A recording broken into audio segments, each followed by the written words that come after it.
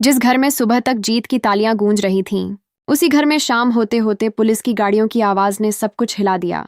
आरव, जिसे लोग सफलता की मिसाल मान रहे थे, अचानक उसी घर से हथकड़ी में बाहर ले जाया गया। सवाल सिर्फ एक था, आखिर ऐसा क्या हुआ कि जो इंसान अभी तक हर किसी की तारीफें बटोर रहा था, वही अचानक अपराधी बन गया? और सबसे बड़ा झटका तो तब लगा जब घर के अंदर से ही ऐसा राज खुलने लगा जिसने पूरे परिवार को हिलाकर रख दिया। आरव की जिंदगी बाहर से जितनी परफेक्ट दिखती थी, अंदर से उतनी ही उलझी हुई थी।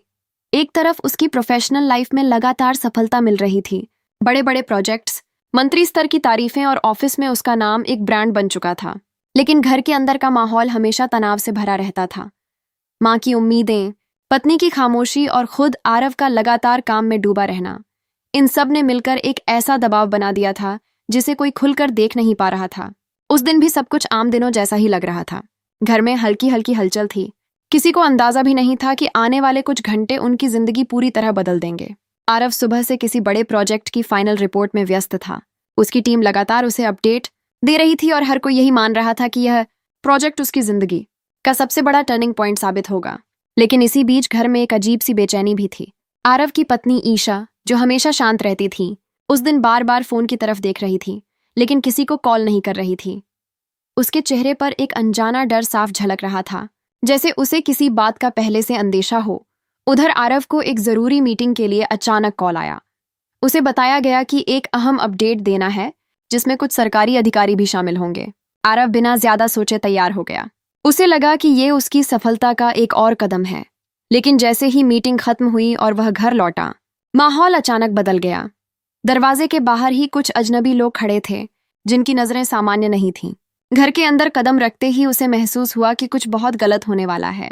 उसकी माँ ने उसे देखकर सवाल किया, लेकिन जवाब देने से पहले ही दरवाजे की घंटी तेजी से बज उठी। दरवाजा खुलते ही पुलिस अंदर दाखिल हुई। घर का सन्नाटा अचानक टूट गया। किसी को समझ नहीं आया कि आखिर हो क्या रहा है। आरव को बीच घर से ही रोक लिया गया और उस पर आरोप लगाया गया कि उसके खिलाफ एक गंभीर एफआईआर दर्ज हुई है।